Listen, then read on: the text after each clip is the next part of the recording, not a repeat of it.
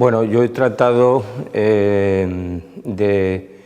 como visteis ayer, yo he tratado de dar un enfoque asociado a la pulsión escópica, ¿no? Podíamos haber tomado otro itinerario, otra vía de acceso a la iluminación. Me parecía que, bueno, analizado ese tiempo, ese momento, me interesaban más artistas que de alguna forma primero tenían esa pulsión, esa fuerza que contiene la visión, ¿no? Esa especie de revelación que permite que, digamos, una radiación electromagnética, la luz, penetre por el ojo y construya un sistema imaginal, ¿no?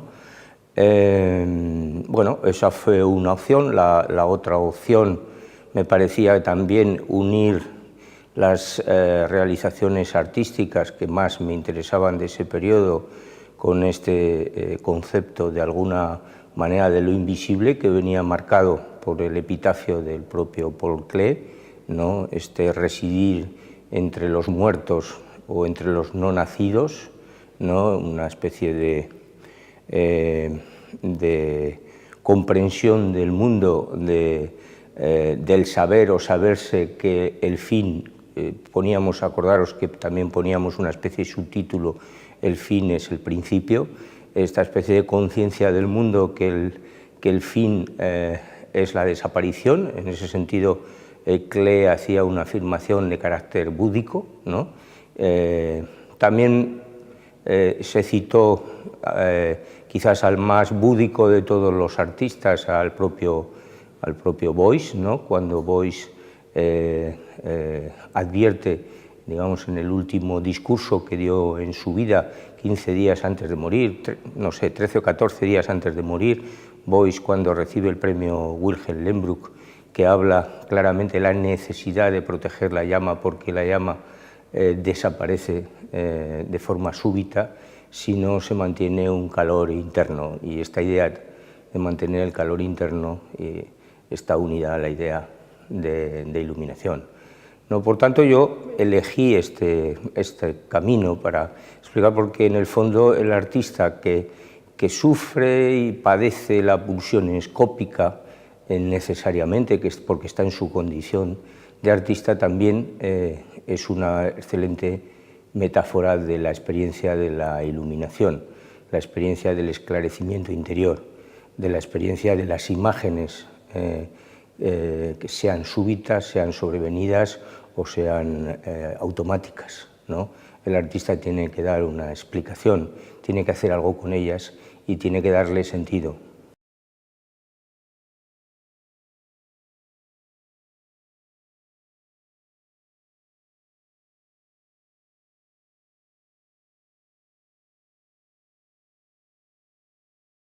Empezábamos con estas imágenes en torno al ojo también un poco como mito, ¿no? Al ojo como fetiche, intenté un poco dar también esta visión que se ha dado desde la propia filosofía, desde la propia teoría del arte, ¿no? El ojo como una experiencia también dual, ¿no? Una experiencia que tanto ilumina como ciega, y miraba esas dos vías que eran a su vez interesantes, ¿no? Porque también buscaba esa perspectiva que también da el pensamiento búdico de que el ojo, precisamente por su condición de ver lo sensible, ¿no? de recoger lo sensible, también recoge la apariencia del mundo, la apariencia de las cosas, y por lo tanto es un instrumento engañoso, es un instrumento que te lleva a lo que se denominaba el maya, ¿no? La ilusión, a una ilusión perecedera. Por lo tanto, esa condición de la experiencia visual lleva esa ambivalencia. Eso me parecía sumamente interesante porque tiene esa condición de iluminar tanto como de engañar, de cegar. Citábamos, digamos, el texto, esa parte de un texto de José Luis Brea sobre la luz cegadora, sobre los agujeros negros, ¿no? Como metáfora también de la ceguera visual que está unida en la condición del mirar, ¿no? bueno, me parecía también que la naturaleza del artista, en la naturaleza del artista está esa doble condición, y me parece que de alguna manera a través de los artistas aprendemos justamente esa forma de iluminación que tiene el arte en sí misma, sin ser una vocación especialmente sagrada, ¿no?, para el artista, sino es una condición del arte, vivir o padecer la propia iluminación del mundo.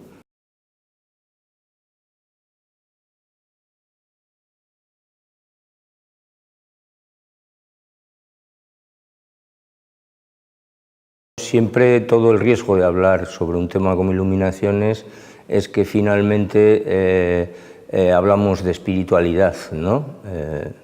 Y el riesgo de hablar de espiritualidad hoy en día, ¿no?, digamos, eludiendo la parte más profana, la parte más secular, hace al arte un objeto más aurático, ¿no? Y en ese sentido un objeto de culto, porque contiene algo que es trascendente. Es difícil hablar de iluminaciones sin hablar del sentido trascendente de la existencia.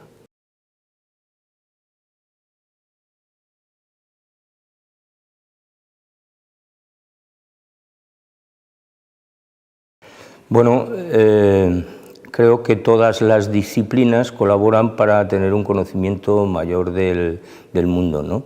Pero en el caso del arte, debido a su carácter, digamos, de estar en contacto con unas determinadas fuerzas que hacen del arte convertirse en una fuente imaginal fundamental para el pensamiento, son muchas las disciplinas que observan el fenómeno artístico, desde la antropología, la filosofía, la historia del arte, la misma ciencia.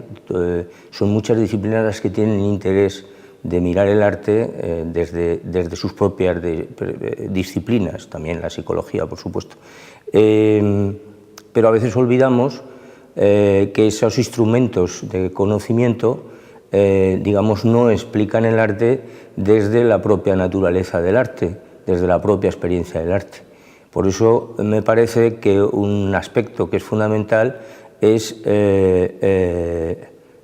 ver el arte como una estructura de conocimiento en sí misma que se distancia y se diferencia del resto de las disciplinas, porque si no nos alejamos también y llega un momento que el arte se teoriza excesivamente desde otros lugares y desde otras experiencias, y por eso me parece que el arte debe de revelarse a sí mismo como una estructura de conocimiento propio, porque el arte acepta una serie de procedimientos que otras disciplinas no tienen. El arte también lo decíamos ayer, el arte sin razón. El arte puede aceptar la lógica, puede conllevar un pensamiento filosófico también de lo que uno hace, pero el arte, sobre todo, como decía Duchamp, es acción, ¿no? Es experiencia, y la acción no siempre es lógica. Esa capacidad de atender y de seguir movimientos que no son lógicos, me parece que muy pocas disciplinas lo tienen. La ciencia en unos determinados momentos también acepta la casualidad, el azar, lo que no es lógico dentro de sus propios procedimientos, pero en general la ciencia sigue pasos y procedimientos que deben de ser demostrados, ¿no? El arte no necesita la demostración continua ni la ratificación de un pensamiento, de una filosofía, y el arte no sigue un guión escrito previamente. El guión se va escribiendo en la medida que el arte avanza y que las acciones se producen. Pero claro, ¿qué es lo que hace que un artista actúe? Esto es una pregunta difícil, ¿no?, de responder. Eso tiene algo que ver con la energía, ¿no?, a mi parecer. y tiene que ver con las energías que de alguna manera mueven la naturaleza y mueven el mundo. Y ahí sí que el artista es depositario y está en contacto con esas energías. Me parece que es una especie de cordón umbilical que todavía está en el rastro del humano, ¿no?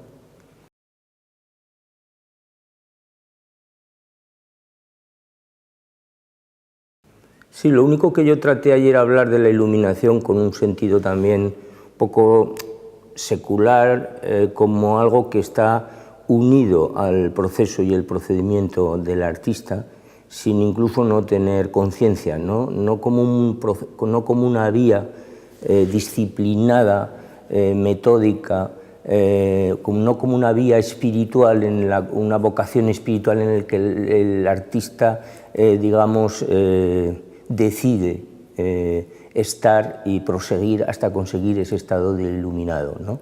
Sino como algo que está dentro de la propia naturaleza de ser artista, porque el artista está en contacto con algo que los demás métodos de conocimiento no están en contacto. Y ese no saber del arte es justamente lo más interesante de él.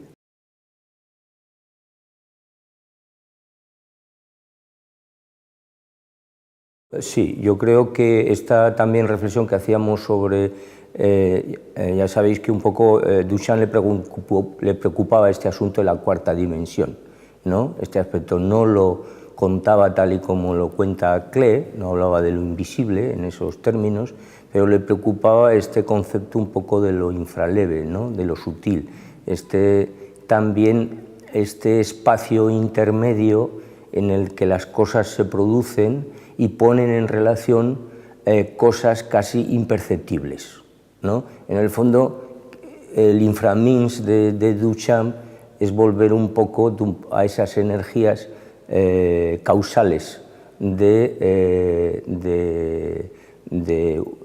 formas de creación que no provienen solamente de la voluntad.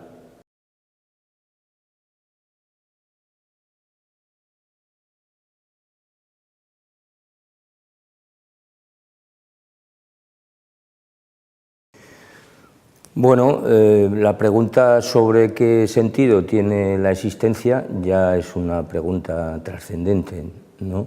La pregunta sobre si el ser humano tiene una energía de carácter lumínico, ¿no? Algo que dé luz interior y dé luz también al mundo, o sea, tengamos una luz que aclare lo que sucede delante de nuestros ojos y una luz que aclare lo que sucede detrás del ojo, o detrás de la mirada, o detrás de la visión, ya de por sí es una pregunta trascendente. Todos los procesos científicos han llevado de alguna manera a responder a estas preguntas. La pregunta de Descartes sobre qué sentido tiene el ojo pineal o de Bataille en torno al ojo pineal es la pregunta por el sentido metafísico de la mente humana, ¿no? Y la pregunta por qué ocurre delante de nosotros, qué ocurre en la naturaleza como fenómeno electromagnético, como fenómeno de iluminación, porque en la naturaleza todo empieza con la luz y todo se revela con la luz, a través, claro está, siempre del ojo. Ya son preguntas trascendentes. Si estas preguntas las queremos hacer seculares, profanas, pues bueno, ya cada uno tiene la experiencia, digamos, moral del mundo que quiere o que desea o que le apetece tener. Pero bueno, son preguntas hacia adentro, no son preguntas hacia afuera, ¿no?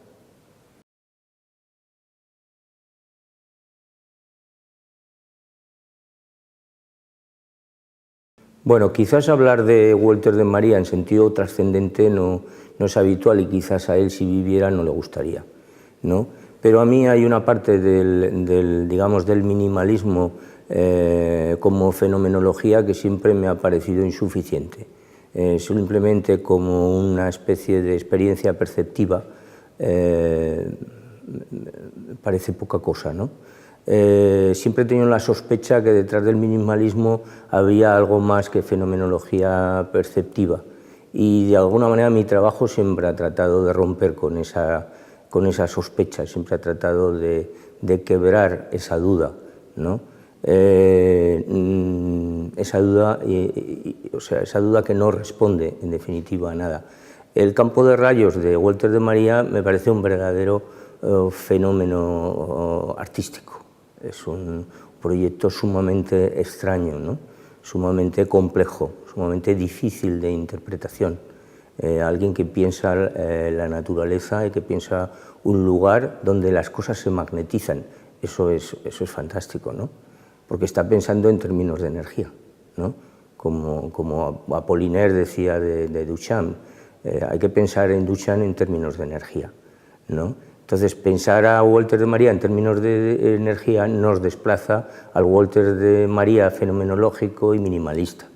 Y me parecía que era una buena ocasión, ya que ahora los conocimientos que tenemos de Nikola Tesla, por ejemplo, son muy amplios, y que de alguna manera esa influencia de Nikola Tesla o de las imágenes que conocemos de Nikola Tesla y de sus experimentos sobre la electricidad eran una referencia fundamental para explicar hoy en día a Walter de María.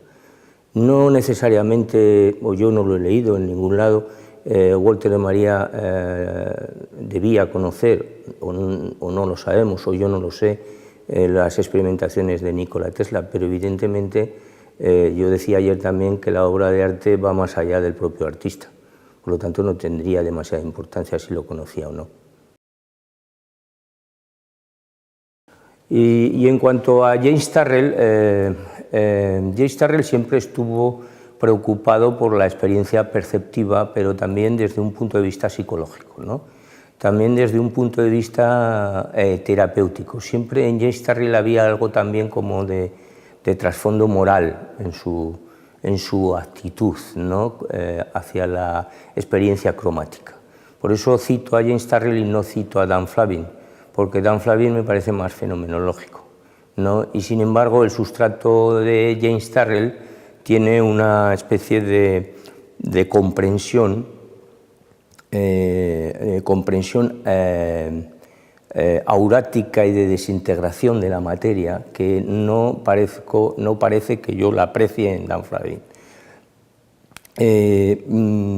Y en este sentido el Rodenkräter era un poco como conclusión de todo lo que se habló en la conferencia, porque es la concepción de un proyecto que no estaría bien explicado si lo tratamos desde las perspectivas teóricas del Land Art, porque lo interesante del proyecto del Rodenkräter es que es un observatorio, ¿no? Es un lugar para la pulsión escópica, es un lugar para la experiencia del mirar, para la experiencia del ver y para la experiencia de la transformación de la luz y para la captación de la naturaleza y el proceso de transformación de la materia visible, o de la materia iluminada, ¿no?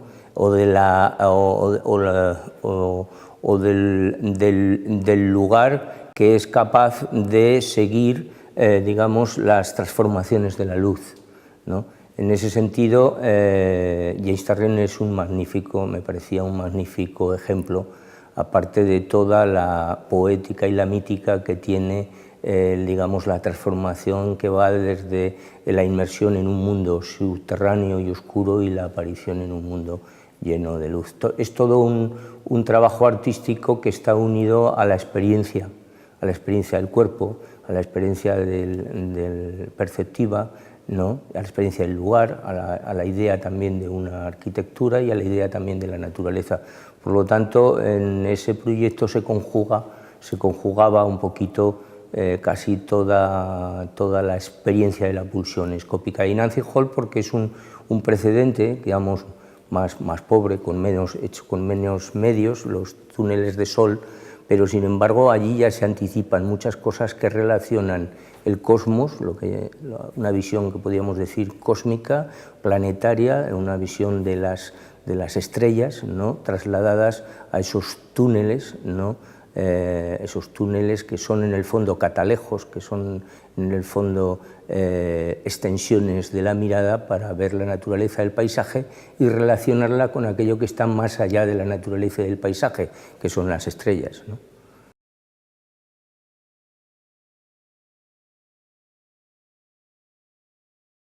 Sí, poníamos varios ejemplos, ¿no? Uno era la Catedral de Mallorca, ¿no? Como ahí en la Catedral de Mallorca en esos 2 días al año se da un proceso escópico muy especial, muy específico, que hace que los rosetones se conviertan en una especie también de ojos, ¿no? Y se conecten, esos 2 ojos estén entre sí conectados dentro de un recinto que en el fondo es una especie de cámara oscura, ¿no? Y hablábamos cómo de alguna manera los arquitectos góticos del momento eran también astrónomos, ¿no?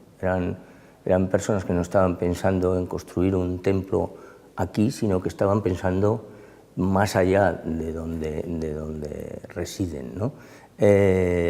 Por lo tanto, este pensamiento, digamos, astronómico, incluso astrológico, podríamos decir también, estaba ya digamos, en los primeros constructores de templos, donde la orientación en relación a la luz era fundamental. Por lo tanto, ahí teníamos un ejemplo que era previo a la aparición de la cámara oscura, de la lámpara mágica, de todos esos instrumentos escópicos que hacían al hombre pensar sobre sí mismo y sobre su relación con la naturaleza, ¿no?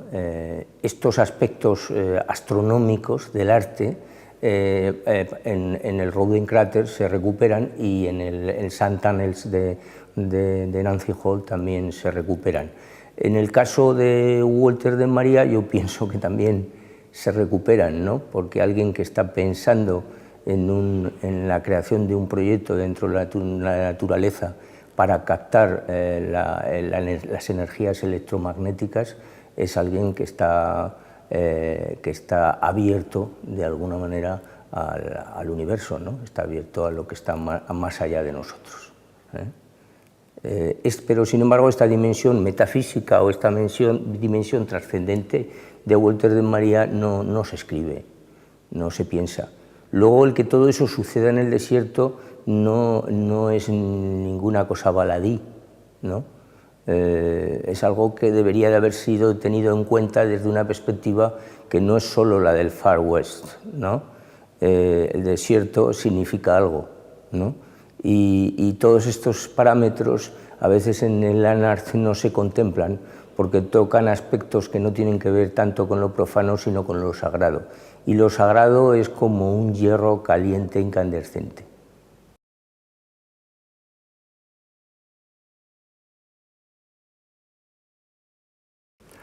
Bueno, esta conferencia que me propuso Javier necesariamente me ha hecho recordar muchas cosas que ya quizás las había pensado, pero nunca las había escrito y nunca las había reflejado, digamos, ni siquiera públicamente, pero que sí que han estado de alguna manera dentro de mis preocupaciones.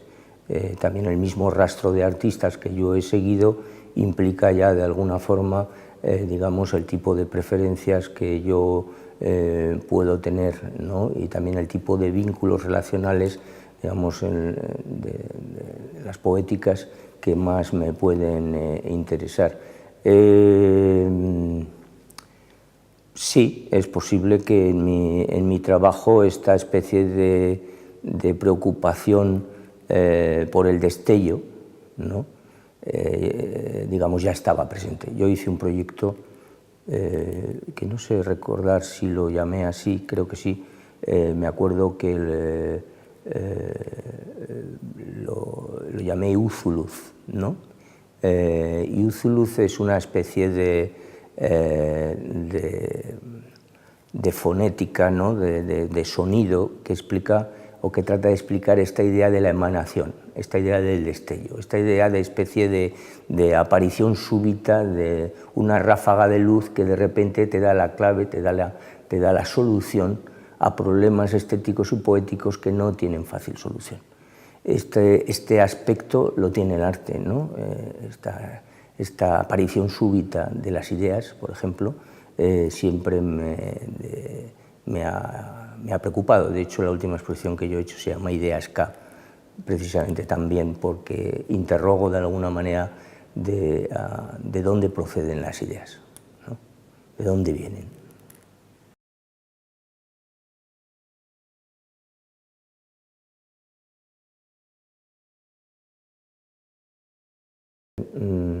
Es una dialéctica que está en mi trabajo. En ese sentido, cuando en los años 80 se preguntaba, se reiteraba continuamente esta idea de que mi trabajo era minimalista, yo en muchas ocasiones decía que bueno, yo tenía un comportamiento que no era nada minimalista, no era nada entraba dentro de la ortodoxia. Una de las cuestiones del minimalismo es que rechazan la piel, la idea de la piel, la idea de la textura, ¿no? La idea de lo matérico en el sentido más expresivo, ¿no? Para ir a concepciones de la forma más geométricas y más holísticas, en el sentido de claridad formal, ¿no? Y también de claridad tonal, es decir, el color, los minimalistas, pese a que luego artistas como Donald Judd utilizaron, o Ellsworth Kelly utilizaron el color como procedimiento, digamos, dentro de la heterodoxia minimalista, o el desvío del minimalismo hacia otros lugares, siempre se consideró que era un elemento perceptivo que confundía la forma, ¿no?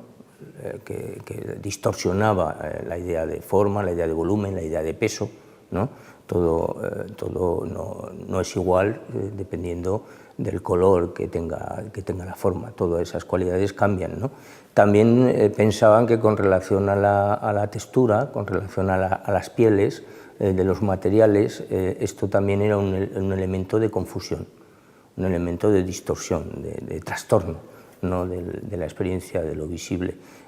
Yo, sin embargo, en mi trabajo, todos esos elementos, esos ruidos, yo siempre los introduje. Yo siempre esa ambigüedad entre lo sólido, lo líquido,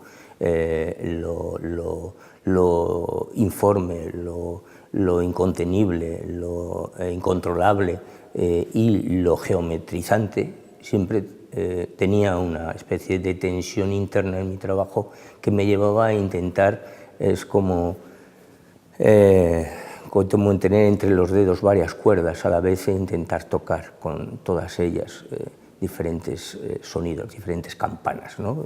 La metáfora del campanero que es una metáfora que me gusta porque mi abuelo tocaba las campanas y yo me acuerdo de él tirando de los diferentes hilos a la vez que movía diferentes sonidos, ¿no? Entonces, esta idea de que puedes estar tocando timbres diferentes sin que se produzca una rotura o una exclusión de un timbre frente al otro, yo siempre he tratado, o bueno, a lo mejor no voluntariamente, pero siempre he tenido esta tendencia que es contradictoria, es dialéctica y a la vez incluso negadora, como dice Javier. Es muy difícil mantener un sentido holístico total de una pieza y estar a la vez en procesos y procedimientos que tienen que ver casi más con lo microscópico, con lo minúsculo, con el detalle, ¿no? Con el detalle de las cosas, con la piel de la realidad. Pues bueno, quizás eso tiene mucho también que ver con mi propia formación, primero como pintor, ¿no?